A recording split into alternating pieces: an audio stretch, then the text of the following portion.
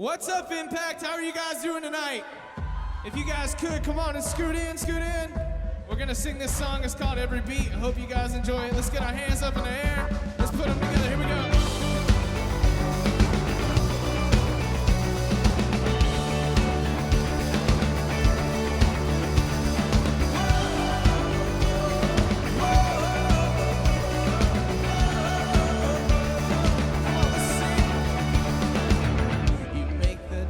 Run and hide, you bring the broken back to life.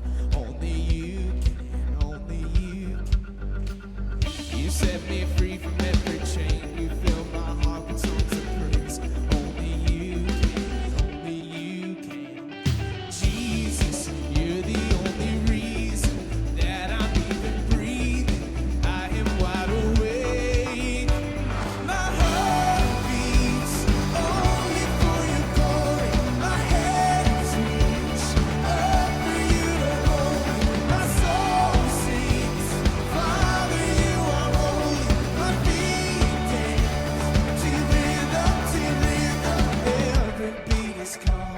Every beat is calling out your name. Come on, let's get our hands.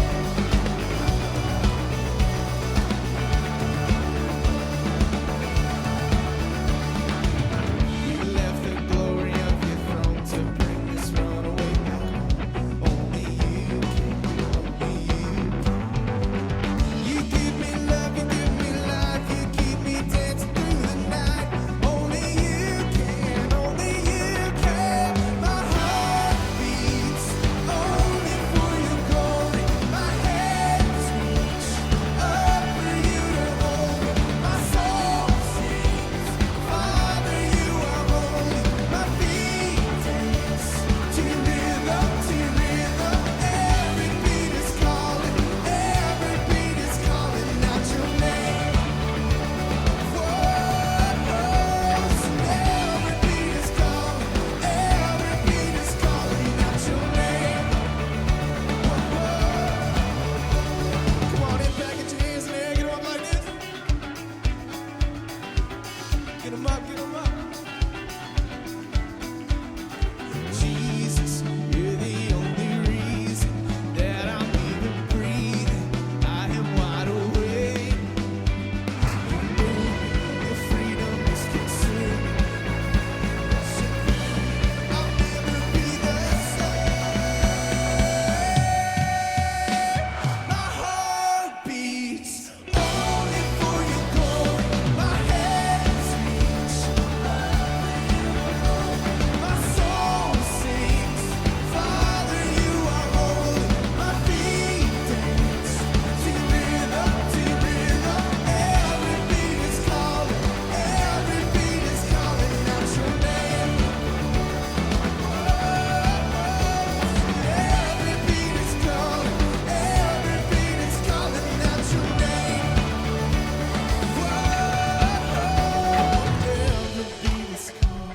Every beat is calling out your name. Alright, we're gonna keep on singing. If we could, let's get our hands in the air. Let's sing this together. I was nowhere, you came to my rescue. From the grave I've been raised. When I needed a savior to save me, Jesus, you made a way. That was fun. Let's do that again. We're gonna do this whole thing over again. That's what you call technical difficulties. I was nowhere, you came to my rescue. From the grave I've been raised. When I needed a savior to save me, Jesus, you made a way. I was blind, but these eyes have been opened. Now I walk in the light.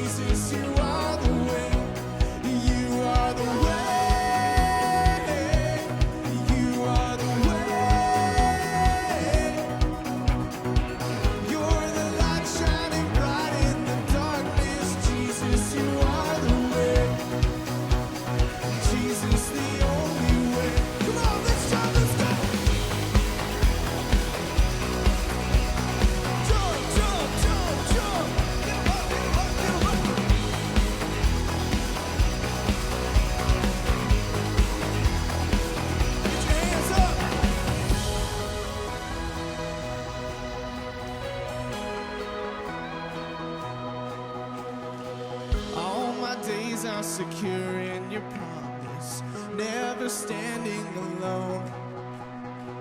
You're the truth, you're the life, you're my future. Jesus, you made a way. I'm alive in the love that you give me, free to dance once again. Come on. You will lead me from glory to glory. Jesus, you made a way. You are the way. You are the way. Lost in debt, but your love came to find me. Jesus, you are the way. Come on, here we go. Jesus, the only way.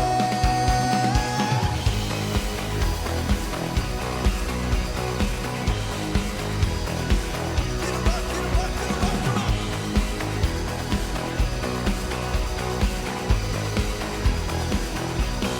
You are the way. You are the way.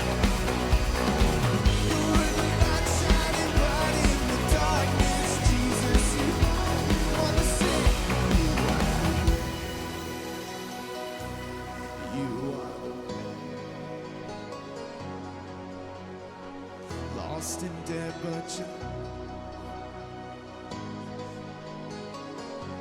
you are the way. You are the way. You're the light shining bright in the darkness. Jesus, you are the way. All right, Impact, let's get our hands straight up. Get 'em up, get 'em up. Put 'em together. All right, when we hit this drop, I want to see everyone jumping, going crazy. Here we go. 1, 2, 3, go! Go, go, go, go!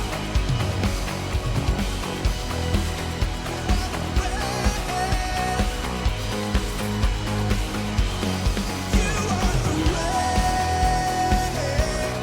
You are the way. Lost in debt, but your love came to find me. Jesus, you are the way. You're the only way.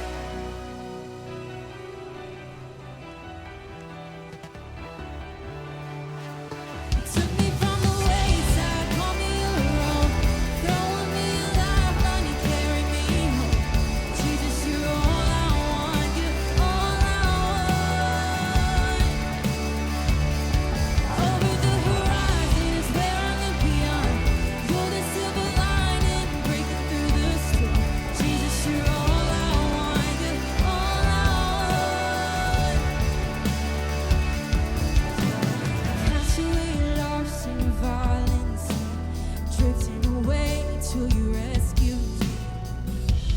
Set my feet on solid ground. When I lost my grip, love held on tight. Even my words didn't change your mind. My guilt and shame lost in your grace. You took me from the wayside, called me your own, throwing me a lifeline, you carry me home. Jesus, you're all I want, you're all I want. Over the horizon is where I look beyond. You're the silver lining, breaking through the storm. Jesus, you're all I want, you're all I want. Runaway heart in a distant land. I've wandered so far, still to find you there. There's no escaping your embrace. With my hope locked in and future sure, my life has a cause worth fighting for. Soul exists and know your name. You took me from the wayside, called me your own, throwing me a lifeline, you carried me home. Jesus, you're all I want, you're all I want. Over the horizon is where I look beyond. You're the silver lining, breaking through the storm. Jesus, you're all I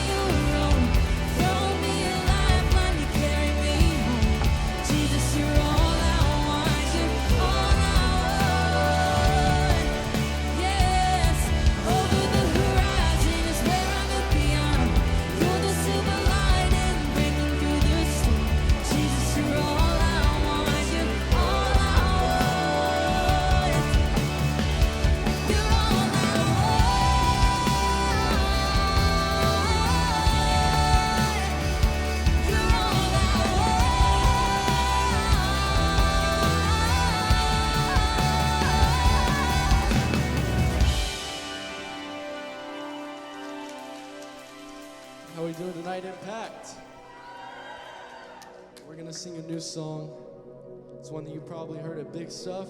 It's called I Fall. But before we want to do that, I just want to talk to you guys a little bit about what this song means to me personally.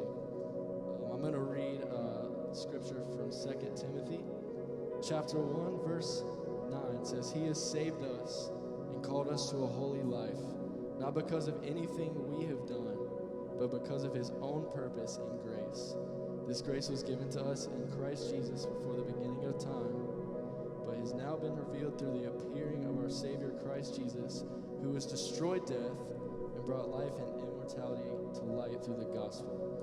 And the reason that verse means so much to me is that God freely gives us grace every single day that we don't deserve, no matter how far away we feel like we've fallen from him, or how many times we feel like, oh, God can't use us because we've done this and done that. But every day, he stands there with his arms open and gives us another chance and another chance. And he's a well that'll never run dry. And that's why I love this song. It just says we can fall at his feet over and over again. We'll never run out of chances.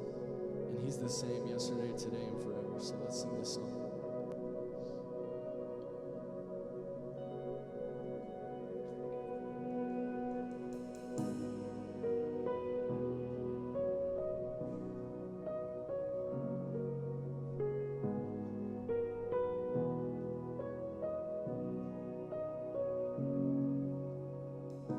Something's broken, I need your help. I can't fix this on my own.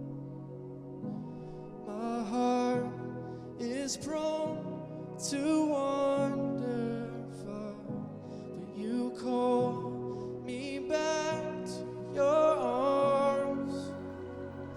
And I fall at your feet again. Here's my heart again, Lord, I am yours. And I run with my chains undone, all because the love that you have shown. And I hear mercy calling, it's at your feet I'm falling. Oh Jesus, I surrender all.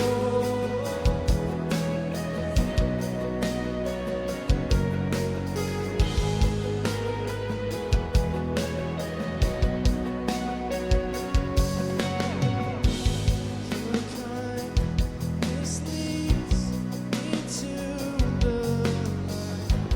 No fear, no shame can hide. You bore the nails, you wore the scars.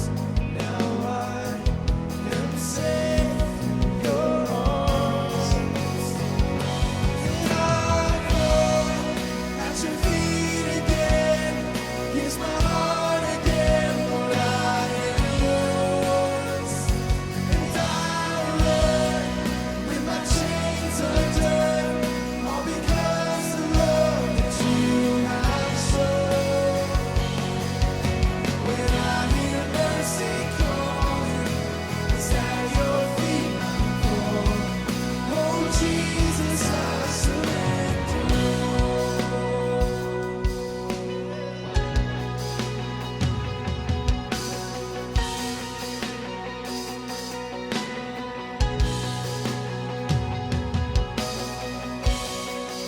All to Jesus, sing it out.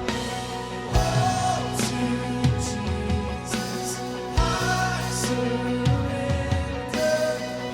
Completely at your feet I bow. These earthly treasures, all forsaken. Here's my life, I lay it down. Sing it again. Oh, to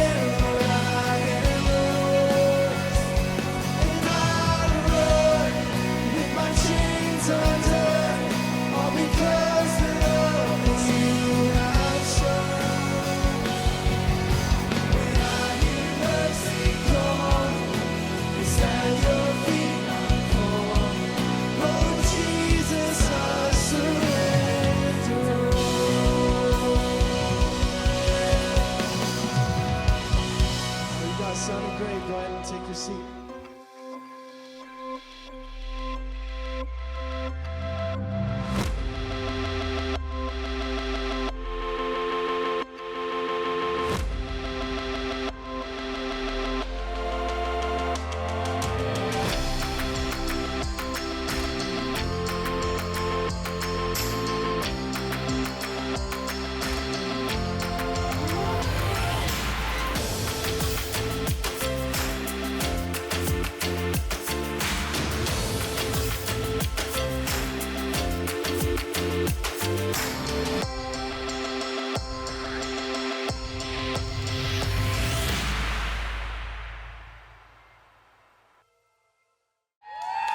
Welcome, welcome, welcome. We're in week one of a brand new series called If, Then. Brand new, gonna be about 3 weeks long. And here's what I want you to do. I want you to go ahead and plan and say, for the next couple weeks, next 3 weeks, you're gonna be here. So I'm gonna be here, I wanna listen to this, and I understand, trust me, I get it, that if it sucks tonight, then you may not come. But I'm going to do my best to try not to make that happen. Plus, I won't be speaking the next 2 weeks, so it's got to get better than tonight. So, if and then. I'm so glad to be here. My name is Randy, if you've never met me. I love discovering things about God, and I love students. So tonight, those things funnel together for me, and it's exciting. So thank you for letting me hang out with you for a little bit. But, if then. You remember back when we were kids, and we hadn't grown to this type of intellect. We didn't negotiate on if then. Our greatest negotiation tactic as a kid was why. You remember this? It's like your parents tell you to do something, you go, why? And you say, well, but why? You ever did this? Hey, mom and dad, can I have cake for breakfast, lunch, and supper all week long? And the answer would be no. And we would say, why? It just makes no sense. I remember having one of these moments when I was a kid. I had turned 12 years old. 12 years old. Anybody? Anybody 12? Yes. It's a good year. Good year. So I turned 12 years old. And I remember my parents that morning, they said, okay, you're 12 years old. So you don't sleep with us anymore. And I said, what? Why? That doesn't even make sense to me. And ain't nobody telling jokes. Don't be laughing. Ain't nobody telling jokes. Yeah, and that really happened. And they told me that, and I was confused. It made no sense to me. See, back when I was a little kid, we had these things called gremlins. And you've never met these things. But there's a movie out, and it's an old 80s movie, and the graphics are bad, and you would laugh at it today. But when I was a kid, there was some scary stuff. And you sleep with your parents until you're 12 when you watch the Gremlins. And to make it even freakier, some of the fast food restaurants, now you can go get a little stuffed toy and stuff like that. Some of the fast food restaurants had these really cool books with pictures of the Gremlins. And you would pull out a record, and it was this little small record, and you would listen to the record of the story. And it would only be parts of the story. And there's nothing freakier than horror stuff coming off of a record player looking at pictures in a book. So I slept with my parents till I was 12, and I might have negotiated an extra year out of that, but I'm not real sure. Because that darn, hey, you're 12 years old, you don't sleep with us anymore, didn't make sense to me. I was going, why? Give me some if and thens why I shouldn't do it. Because here's the deal. When we get to this, when we start saying, if this is true, then what's happened is we've kind of got the answer to our why. If I believe, if I trust, if she's really that hot, I'm going to ask her out. I'm going to ask her out. Or, sometimes it goes backwards, right? If he looks at me one more time, I'm going to slap him. So that was normally my scenario. But, it kind of goes both ways, right? So you've got these if and then scenarios, and as we mature and become great adults, we start negotiating on this. But we really haven't left asking the question, why?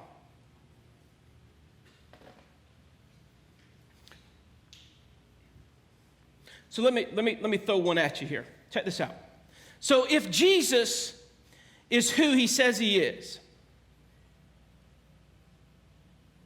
then what? You ever had somebody try to talk to you about Jesus or tell you need to follow Jesus or tell you that your life should emulate Jesus and you kind of go, why?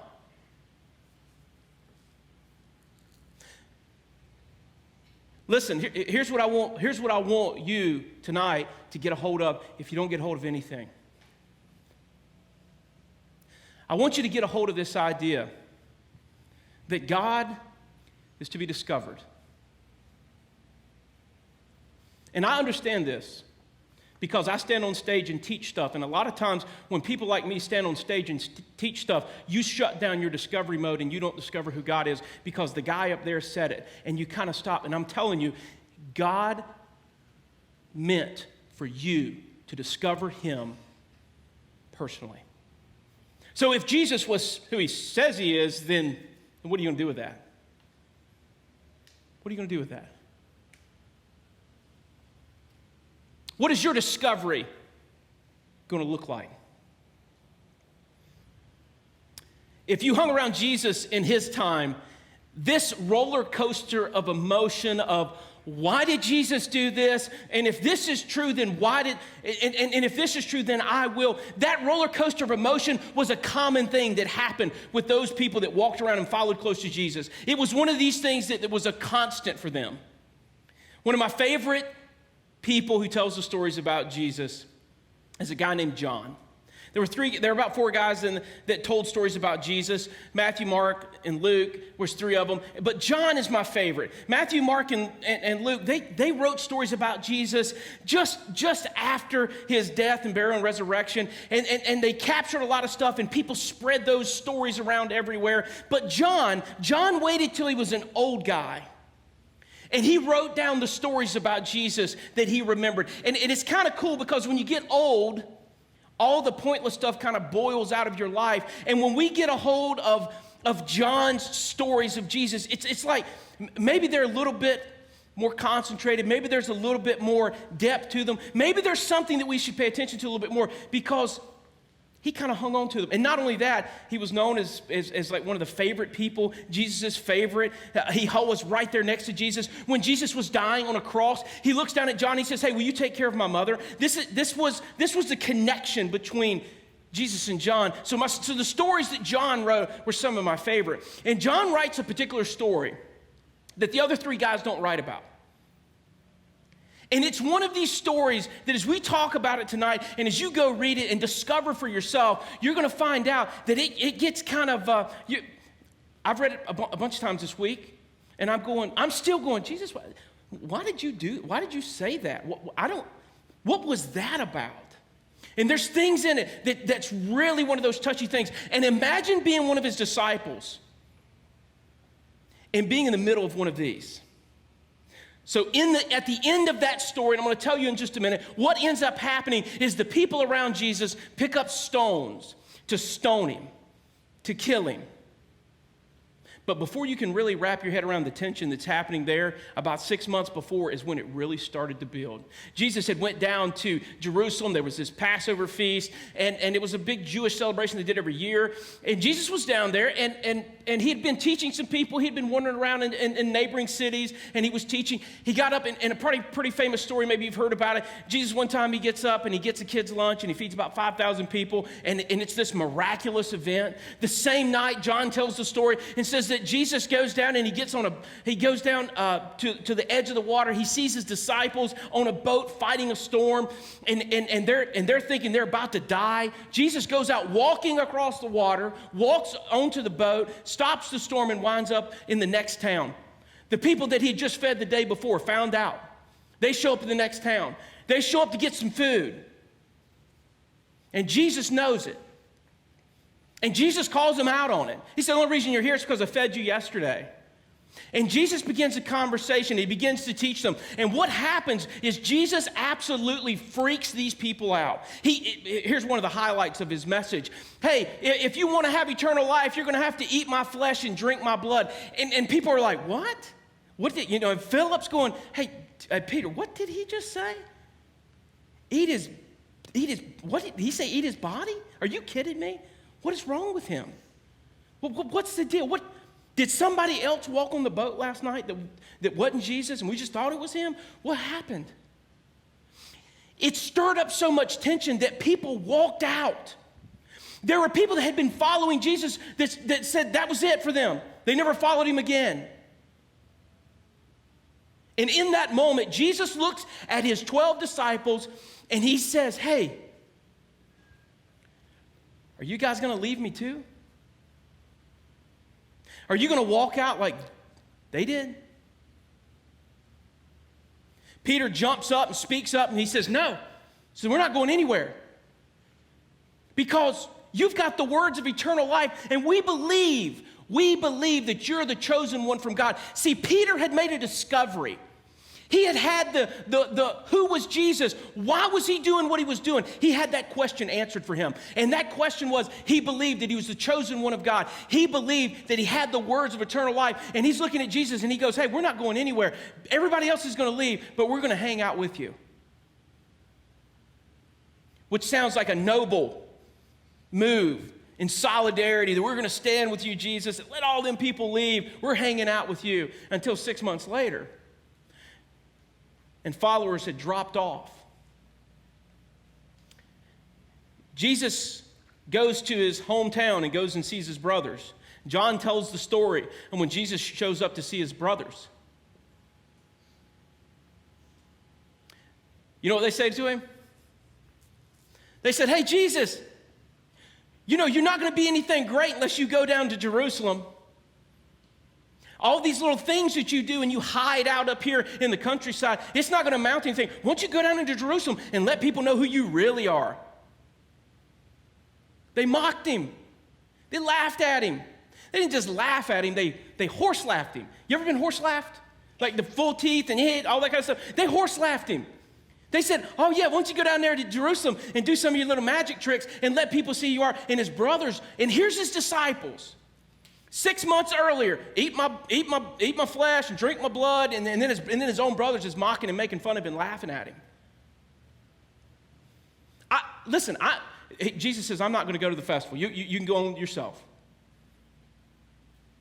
I imagine this is what happened. I don't know that happened. I'm making it up. But I imagine this is exactly what happened. Thomas goes up and says, hey guys, we got to have a little talk. We got a problem.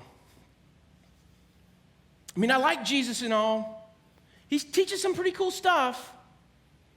We know we don't have to worry about running out of food. And if we're on a boat sinking, okay. But listen, there's nobody following this guy. Even his own brothers don't believe him. I don't know. And Philip speaks up and says, well, what about the 5,000 that he fed?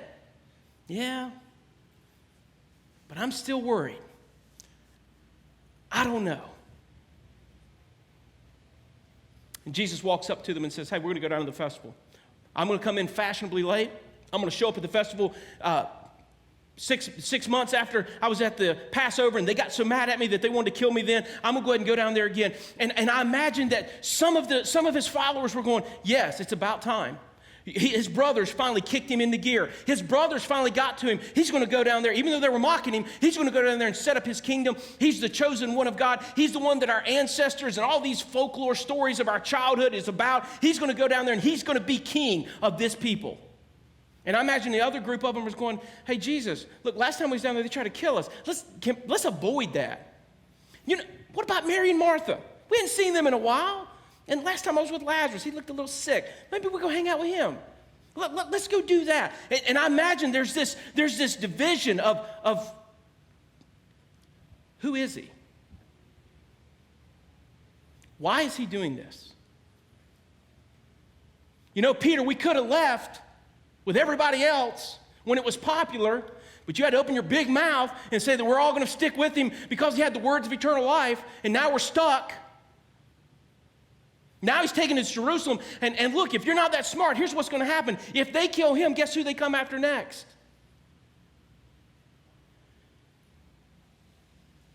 And Jesus walks into Jerusalem,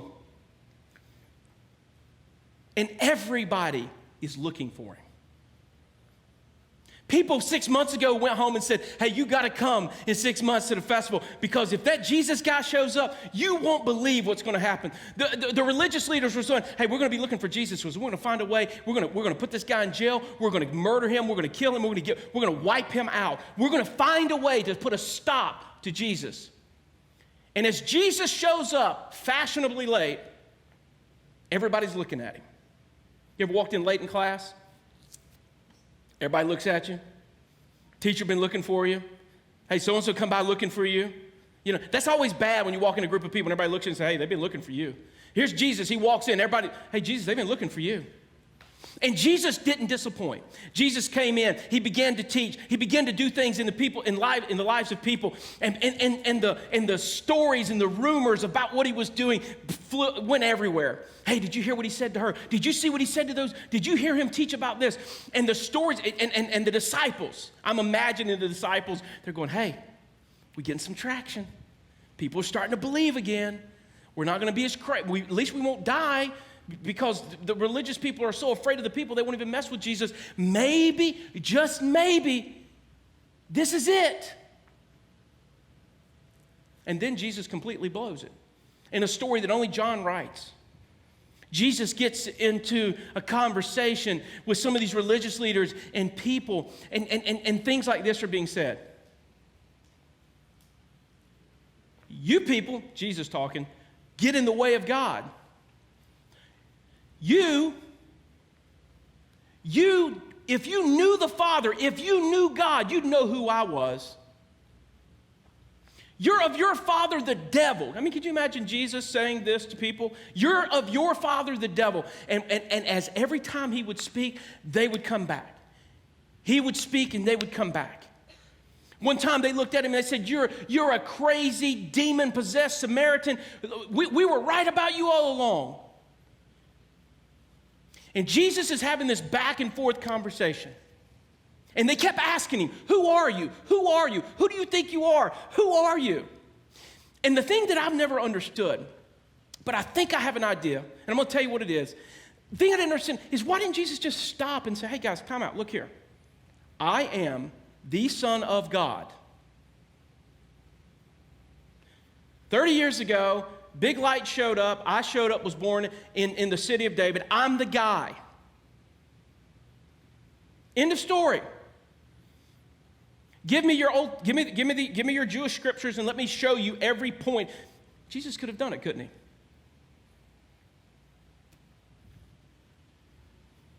I really believe that he wanted those people to discover on their own who he was. The thing that finally got their attention, they started talking about when he said they were of their father the devil. They said, we're not of our father the devil. Our father's Abraham. He said, let me tell you something about Abraham. Abraham knew me. Abraham had been dead over 2,000 years. Abraham knew who I was, and he cheered for the day that I was going to show up. And they go, hang on just a second. You ain't even 50 years old. How in the world do you know who Abraham is? And Jesus had put them in a corner that if Abraham knew who he was, either Abraham was still alive 2,000 years later, or that Jesus is over 2,000 years old. And the only person that's going to be that old is God himself. And that was the deal breaker. That was we're picking up the stones. We're going to put an end to this guy. And in that moment,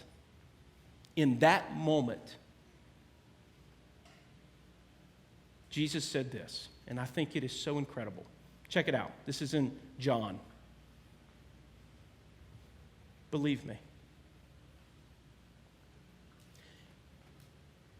He didn't try to convince them. He didn't try to point out and prove who he was. He just said, believe me. I am who I am long before Abraham was anything. Believe me. Listen, I want you to discover who I am because I want you to believe in who I am. Which comes back to the question, if Jesus is who he says he is, then what does that do to you? If Jesus is who he says he is, then what does that do for you? What does that do to you? My little girl, Dixie, I got a little girl, 7 years old. She just turned 7 this weekend, Dixie. We had a whole weekend full of fun stuff planned. So Saturday morning we got up and we're going to go to, I said, hey, where do you want to go? Your favorite place for breakfast? Where do you want to go? And she picks her favorite place. We load up and we head to her favorite place. And we're sitting down and we had ordered and she had a very unique menu that what she wanted. We couldn't just order her something. We all three had to order something, my son and my wife and me, and then we gave her pieces of it because she wanted a little bit of everything. So that was kind of it, and it was birthday, so we had fun with it. So we did. We got the order made, and then a man in his 80s, probably mid-80s, walks up to the table, blue jean shirt on, tucked in, slim guy. He had one of those blue hats on that had military stuff, veteran type guy. And he reaches in his pocket and he pulls out a little sucker. And he hands her a sucker. And my little boy Cash is there and he hands him a sucker. And we watched this guy walk around that little diner and give every kid he could find a sucker. We were finishing up and Nikki said to Dixie, why don't you go over? And he was sitting down eating breakfast by himself. She goes, why don't you go over and tell him that you want to buy his breakfast for him this morning on your birthday? And she goes over and she says, I want to buy your breakfast. I'm standing there with her. Oh, thank you, little girl. Gets her ticket. I go pay the ticket. They go outside. I stopped by his table and I'm just going to tell him thank you one more time because I thought it was incredible to watch this man do this. And he asked me a question. He said, do you know why I do that? Do you want to know why I do that? I said, no, I don't know why. He said, I was in the Korean War. And when he said that, it caught my attention. My wife's grandfather had served in the Korean War. One of the most highly decorated men in the Korean War. Died a couple years ago. We got to watch him get buried in Arlington Cemetery. It was one of the most moving things I've ever seen. And he was this incredible man. I worked for him for a while. He was one of these people that you can't wrap your head around how of a powerful man he was. When he said, I served in the Korean War, it got my attention. So I just pulled out the chair and sat with him. He said, when I was in Korea, and he said, I served in Vietnam too. He said, the kids in Korea were poor. They were so poor they didn't even have food.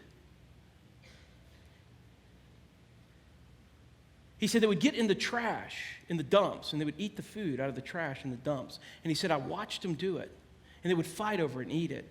And he said, I started talking to my fellow soldiers and said, hey, look, don't eat all your food. Leave some, and let's give it to them kids. And he said, if we had a pork chop, we'd eat part of the meat off, and we'd leave a lot of meat on the bone, and we would kind of wave it at those kids, and they would run and get it. He goes, that's why I give candy out to little kids. See, for me, when he showed up to the table, it was just an old man handing out candy to cute kids. But when I found out why he was doing it, this guy had this huge, if there's kids left in this world after I get out of this war, then I'm going to find everyone I can, and I'm going to make sure that they have some kind of food. I don't care what it is. They're not going to go without. And the why of his life changed what he did with his life.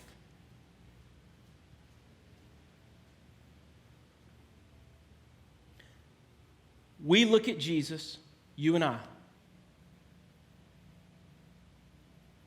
But do we really believe that he is who he says he is? Has that reality ever really hit you?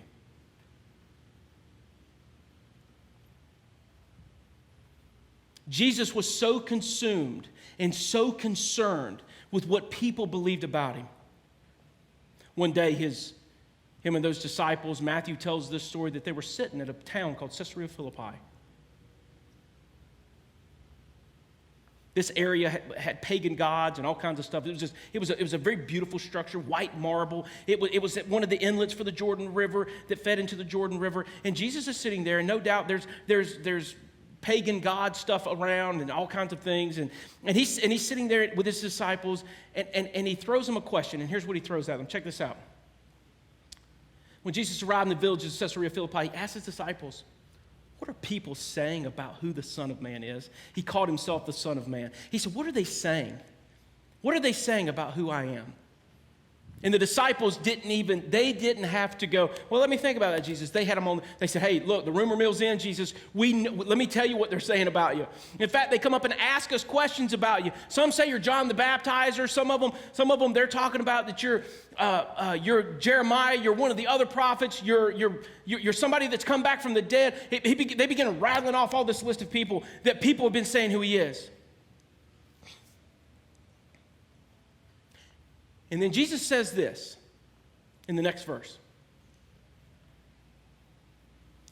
How about you? Who do you say I am?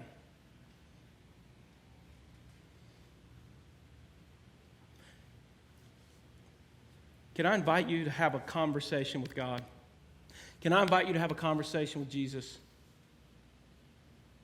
Imagine him looking at you, asking you, who do you say I am?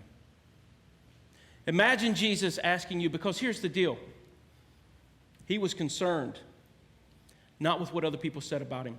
He was not as concerned about what he had said about himself, but he was really concerned about what you and I and those disciples think about who he is. Because once we discover, if we discover, then it changes everything. You sit in an event like this tonight, and God speaks to your heart. You don't know how to describe it, you don't know how to explain it, but there's something about it. It's not emotional, it's more than this. And you can tell, there's something real about this. And you start to lean into it. Because if Jesus is who he really says he is, then that's going to be a big deal for you, isn't it? That is one of those things that's going to change your life if you embrace it. We just had big stuff not long ago, right? Go down there and you have one of these incredible God moments in your life. You have something that will be tattooed in your mind for the rest of your life, and here you are, you're just wrapped up in it, and you get back, and you're realizing who Jesus is. You're making these discoveries. You're even reading the Bible for once, all by yourself, and not in something like this, and you're starting to make some discoveries, and you realize that you've got your hands wrapped around your life a little bit, and you go, God stuff's okay, but if I really believed who Jesus is, it would change me. It would change what I do with my life. It would change what I say. It would change so much of me. And we kind of hold back.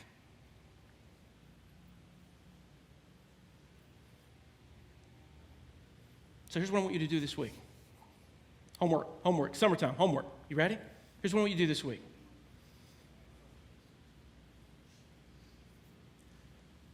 Have one conversation with Jesus. By yourself, in your room, at the right time. And imagine him standing in front of you just like he was with those disciples saying, who do you say I am? Who do you think I am? And answer that question for Jesus. Answer it. And then ask a second question. If Jesus is who he says he is, then will you follow him? If he is who he says he is, will you follow him? because he wants you to discover him. He wants you to have an experience with him that is you and him. He wants it to be greater than some guy on a stage talking to you about him. He wants you to realize just exactly who he is. And next week, we're going to go if then again. So I hope you come back. Thank you. Guys, we want to be able to support y'all and help you in any way possible as you're figuring out who Jesus is to you, right? But tonight, like Randy talked about, and next week and the following week, we really, really want to help you with your next step. So if Jesus is somebody that you don't know yet, if Jesus is somebody that you do know, if Jesus is somebody that you're cool with, you want to get closer with, right, we want to help you get there. Okay, so we actually have next step cards out in the lobby, right by the check-in, by the computers. So you guys see these every week. And if there's something that we can do to help you get there, please let us know. You can fill one out. I know it's old-fashioned, right? I get it, right? You guys don't even bring pens around anymore. But talk to your small group leader about it. Talk to me about it. Talk to Randy about it.